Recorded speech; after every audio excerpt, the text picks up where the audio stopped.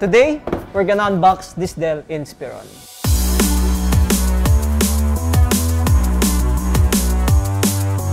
So what's inside the box is, of course, there's a laptop on it, and we got printed materials. Of course, a charger, ang charger ng Dell. We got 19.5 volts, 3.34 ampere with the 65 watts. So guys, bakit Dell ang binablog natin ngayon? Kasi it's been a long time that we haven't vlogged any Dells, and puro alam niyo naman kung ano na mga binablog natin. Dell is also one of a famous brands here in the Philippines. Medyo hindi nga lang siya nakikilala dahil sa mga price niya. Pero this unit, bebenta namin to ng 15,000 lesser compared sa SRP. And baka magulat kayo kung magkano yung price nito mamaya, and we'll discuss about that later. Let's talk about the appearance of this Dell. It comes with two colors. One is a silver, or what they call is a platinum silver, and the other one, mystic blue.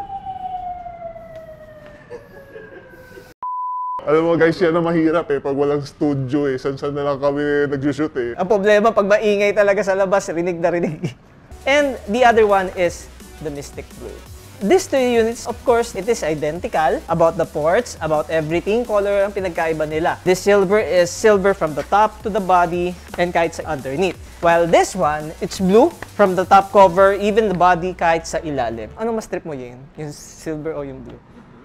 Blue? Oh, gusto ko yung silver There's a Dell logo on here. It's not just a print. So ayan, there's actually an ergo lift. Ayan, so every time that you open the laptop, iangat yung ilalim. That is actually for better cooling. And ang maganda rin dito sa Dell, no, as you can see, there's actually fans here. So ang buga niya, hindi sa ilalim. Intake sa ilalim, ang buga papunta sa screen. Purpose nyon, you already know it, para hindi mag-moist yung screen nyo, di ba? If you're working on a cold area, tendency, lumalamig yung parang nagmo-moist yung screen But since magbubuga ng mainit, so bahala na yung fan ni Dell para hindi mag-moist yung screen. And isa pa sa mga na-notice ko dito sa Dell unit na to, no? Yung kanyang mga diamond etch ka to. Kahit ganito yung tsura niya, mukha siyang premium. And it's actually slim. This is only 0.7 inch yung height na to. And about the width, it's 14 inch. The depth is 9 inch. And the weight is 1.84 kilograms. Of course, the viewing angle of this is also 130 degrees, just like ibang laptop. Pero katulad ng sinabi ko, every time that you open the lid of this laptop, aangat yung ilalim. About the ports of this unit, we got here saksakan ng charger niya, a USB 3.2 Type-C. Guys, this is not just an ordinary saksakan, pwede rin din dito yung mini display port. And we have here an HDMI. You can actually connect up to 2 monitor screens on this laptop. And a regular USB 3.1 Type-A. It's just super speed. There's the logo on it. And then on the other side, we got here another USB 3.2 Type-A, super speed, an SD card, and ang audio combo jack. Una nyo rin mapapansin yung kanyang bezel screen. Yung screen-to-body ratio niya, ang liit. Kasi there are some laptops na nandito meron pang brand logo dito, which consume a lot of borders. Dito, si Dell, wala na siyang nilagay na logo-logo dito. Basta importante, borderless as much as possible. And I also noticed that there's actually a switch on the camera here that you can turn it on or off. The power is also a fingerprint, and I bet that this is a backlit keyboard, no? And we also have a sticker here of a premium support service. We'll talk about the warranty of this laptop later. A sticker of an i5 and Intel Iris. So let's proceed. About the specs, is an i5 11th gen. Base is 2.5 while the turbo is 4.5.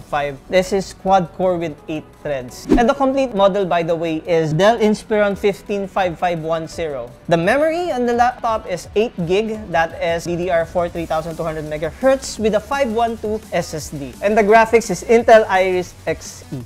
It's a 15.6-inch Full HD, that's 1920 by 1080 IPS display, 300 nits. So the operating system is Windows 10. However, libre naman na magpa-upgrade to Windows 11. Camera quality of this unit is same like others. It's 0.9 MP. Hindi naman ganun kagandahan at hindi ganun kapangitan. It's just standard. So what you're hearing right now is the audio quality that you're hearing from Dell Inspiron 15.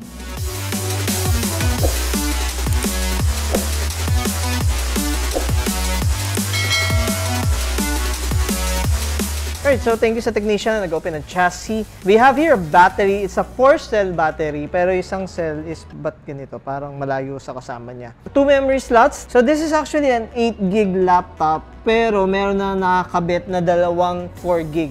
Ang pinaka-ideal dito, pwede nyo replace ng dalawang 8GB to make it 16. Pero sayang kasi yung dalawang 4GB eh.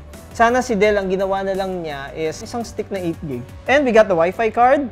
The 512 SSD is this one. And mapapansin nyo, there are different sizes na mga SSD. Kaya ito, nakita nyo, meron hanggang dulo. Kasi normally yung mga SSD na sanay tayo yung mga mahaba eh. Actually, meron din mga SSD na mga maiksi na hanggang dito lang. And then, there's actually another SSD slot here. Pero ang pwede mo lang ilagay na SSD dito, yung mga maliliit na SSD. In case na bibili kayo ng laptop na ito and gusto nyong i-upgrade ang storage na ito, ensure na dapat ang SSD nyo is hindi yung standard size. Dapat yung maliit. And then we also have the processor and the fan here. So just to sum it up, you could upgrade the memory but it is not really ideal kasi may nakakabit na 4-4. Kinakapos kayo sa 8GB. Ang mangyayari, tatanggalin nyo yung 4, papalitan nyo ng another memory. And then if you want to add additional SSD, do not buy the standard SSD. Ang bilhin nyo yung maliit na SSD. Okay, now this laptop comes with a 1-week replacement and a 2 years Dell premium support. So ano tong premium support na to? It's not just an ordinary warranty, no? Kasi normally yung mga laptop na alam natin na pag nasira yung laptop, you need to go to the service center para ipaayos to. However, kay Dell iba. Pag nasira yung laptop nila, you can call them. And what number to call? It's actually on the sticker. This one, premium support service. You just need to call them at sila ang pupunta sa inyo. Now, hindi lahat ng brands meron nun. Now, let's proceed with the pros and the cons of this laptop. About the pros of this Dell Inspiron 15 5510, its appearance. This model, the 5510, is parang ang lumilevel to sa mga Aspire 7 or mga Swift, yung mga ganitong klaseng itsura. There are some entry levels of Dell. Ito yung mga model na 3510, but this is actually a 5510. Sa kanyang appearance like a premium grade laptop, hindi ganun kalakihan ng presyo. And the other pros on this laptop, it comes with a premium support. Wherein the premium support is hindi kayo ang pupunta sa service center. Si service center ang pupunta sa inyo. Hindi lahat ng brands ganun. Kasi may mga ibang brands, okay, pag nasira mo yung laptop mo, you need to go to the store or you need to go to the service center. Pero eto, si Dell sinabi niya, okay, we're gonna break that barriers. Kami pupunta sa inyo, aayusin namin yung laptop ninyo.